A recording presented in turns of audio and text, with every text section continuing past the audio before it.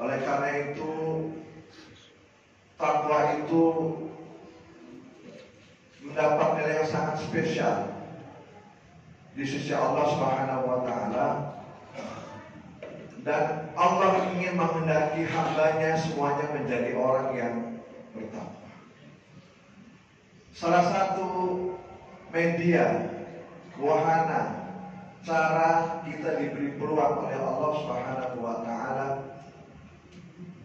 untuk mendapatkan nilai takwa itu adalah dengan satu ibadah yang beberapa hari lagi kita akan sambut, yaitu shaum syahrul Ramadan, puasa di bulan Ramadan. Kalau hari ini plus minus pada tanggal 17 bulan Sya'ban, maka dalam hitungan belasan hari ke depan kita akan memasuki bulan suci Ramadan. Sebagaimana firman Allah Subhanahu wa Ta'ala, ya ayyuhalladzina amanu kutiba 'alaikumus syiyamu kama kutiba 'alal ladzina min qablikum la'allakum tattaqun.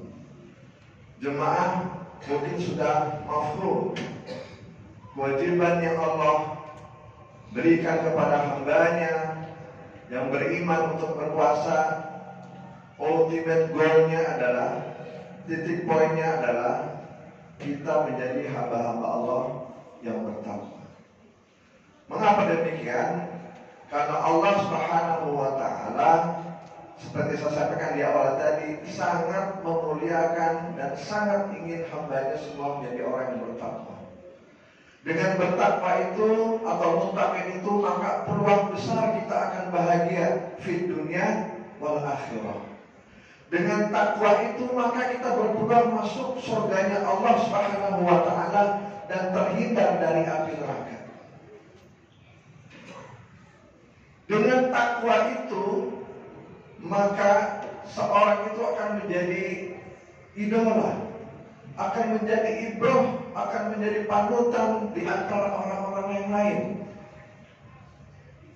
Imam Bukhari, Imam Muslim ketika mengumpulkan hadis-hadis kemudian terkenal menjadi Sahih Bukhari, Sahih Muslim, ketika mencari para periwayat hadis adalah mencari orang-orang yang bertakwa. Tidak akan diterima hadisnya dari seseorang yang membuang ludah saja itu ke kanan. Subhanallah. Karena sekecil itu menjadi ukuran orang yang bertakwa di sisi Allah Subhanahu wa Ta'ala. Orang yang bertakwa itu akan kelihatan smart, cerdas. Dia percaya betul bahwa orang yang bertakwa itu ketika mendapat masalah, maka Allah akan mencarikan jalan keluarnya. Dan ketika mendapat nikmat, maka dia bersabar. Ketika mendapat musibah ketika mendapat musibah dia bersabar, dan ketika mendapat nikmat dia bersyukur kepada Allah Subhanahu wa Ta'ala. Jadi itulah manusia ideal yang kita simpulkan menjadi orang yang bertakwa di sisi Allah Subhanahu wa Ta'ala. Hadirin sedang jemaat yang berbahagia, beberapa hari ke depan kita akan menyambut datangnya bulan suci Ramadan, di mana tujuannya adalah untuk menciptakan hamba-hamba Allah yang bertakwa. Oleh karena itu, menyambut Ramadan ini perlu kita sikapi dengan sikap yang serius, yang cerdas. Kemudian kita mempunyai tujuan agar Ramadan tahun ini itu akan lebih baik daripada Ramadan tahun sesudahnya. Puasa tahun ini harus lebih baik dari puasa-puasa yang kemarin. Satu, bagaimana caranya supaya kita bisa memanfaatkan Ramadan tahun ini dengan sebaik-baiknya? Berkaca kepada peristiwa Nabi Muhammad SAW ketika ditanya oleh baginda Sayyidatina Aisyah radhiyallahu anha, "Ya Rasulullah, engkau adalah orang yang maksum, engkau adalah orang yang jamin masuk surga oleh Allah Subhanahu wa Ta'ala. Engkau yang ketika wafat itu semua makhluk langit akan menyambutmu. Kenapa dengan keadaan demikian engkau masih bersusah payah sholat sampai kakimu bengkak? Apa kata Rasulullah? Apakah aku tidak boleh menjadi hamba yang bersyukur? Hadirin, mari dengan datangnya Ramadan ini, supaya kita ada timbul semangat untuk melaksanakan dengan sebaik-baiknya.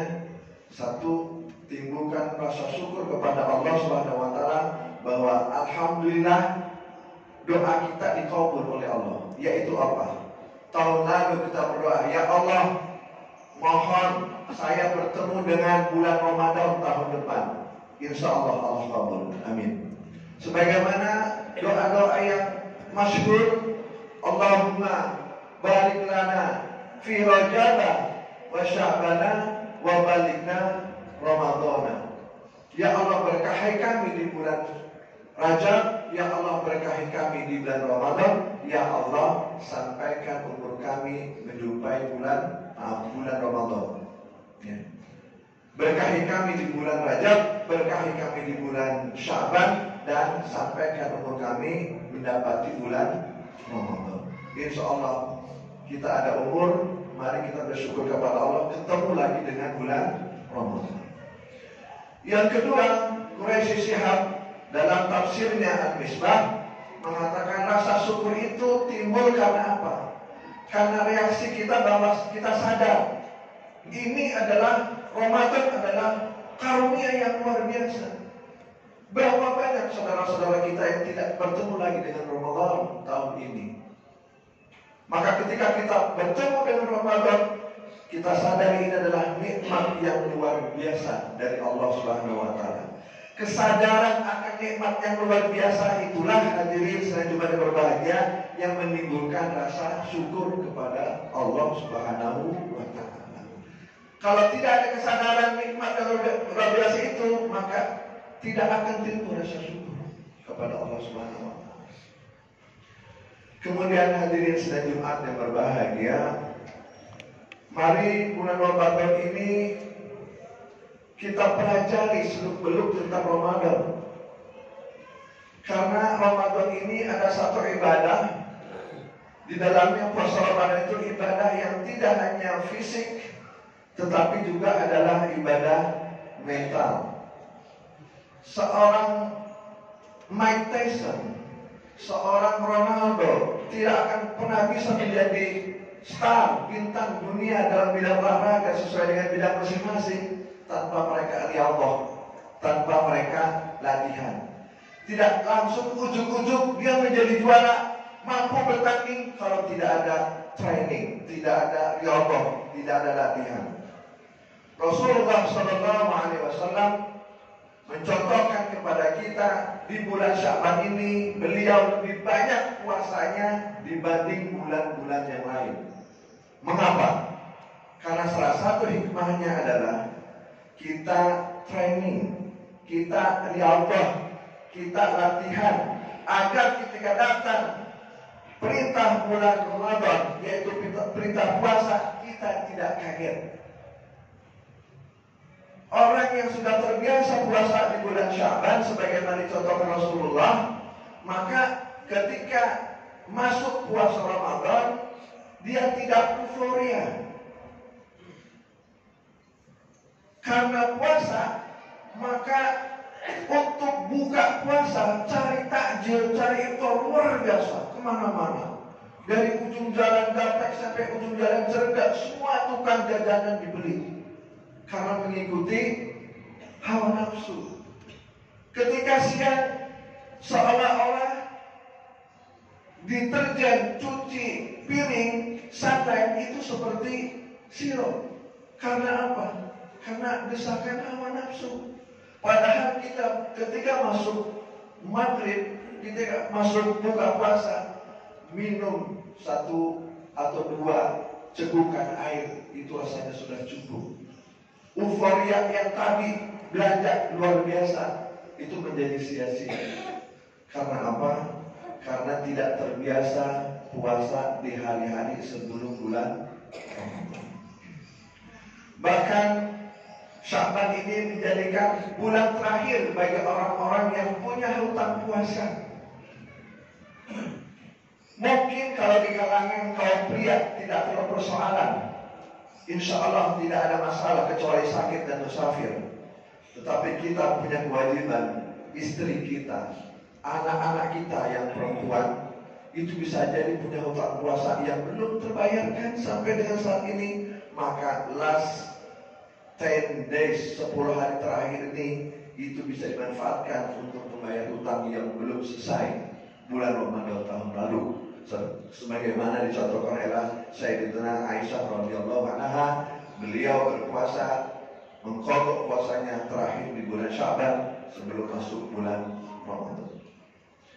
Hadirin sidang Jumat yang berbahagia, jangan lupa kita senantiasa berdoa kepada Allah Subhanahu wa taala menyambut bulan Ramadan ini, bikin agenda-agenda yang membuat hari-hari di bulan puasa Ramadan ini itu tidak hilang sia-sia.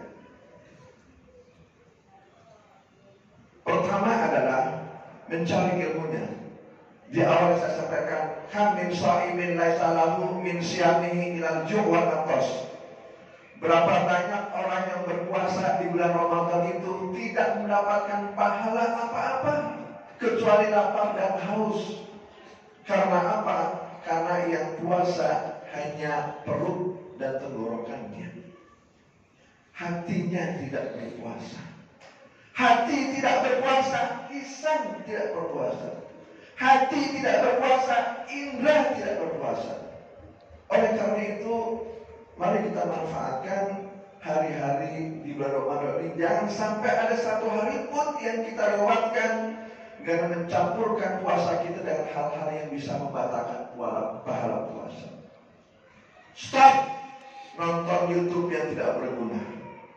Stop nonton TikTok yang tidak berguna. Stop membuka Instagram yang tidak berguna. Karena kalau kita itu lakukan, maka kita mungkin puasanya sah, tapi pahala puasanya tidak akan didapatkan.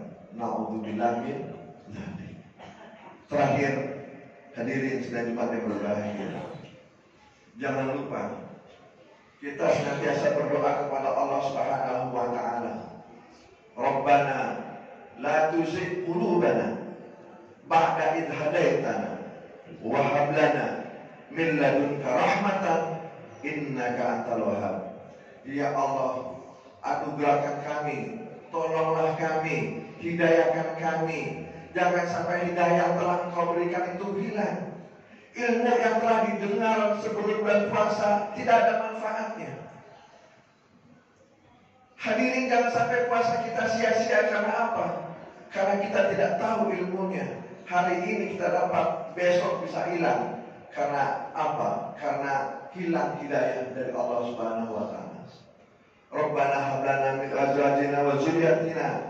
Minta doa kepada Allah agar kita, istri kita, keluarga kita semuanya menjadi orang-orang yang imannya dijaga dan hidayah dijaga Allah Subhanahu wa taala. Karena apa? Kita bisa kuat, tetapi istri menggoda bisa enggak kuat. Kita kuat, istri kita kuat, tapi cobaan bisa datang dari anak-anak membuat kita menjadi emosi dan hilang kesabaran kita, maka puasa menjadi sia-sia. Kalaulah Imam Al-Ghazali mengatakan puasa itu ada puasa am, puasa umum, ada puasa khas, puasa orang yang lebih dari puasa orang awam, ada khawasul khawas. Kalaulah kita tidak bisa mencapai tingkatan khawasul khawas, puasa hati kita, indera kita, pikiran kita, maka kita minimal mencapai puasa yang khawas, yang tidak hanya mendapatkan lapar dan haus, tapi pahala di sisi Allah Subhanahu wa ta'ala. Mudah-mudahan kita siap menghadapi Ramadan dengan tekad supaya Ramadan ini puasa kita lebih baik dari puasa yang tahun lalu. Kita isi dengan kegiatan-kegiatan ibadah.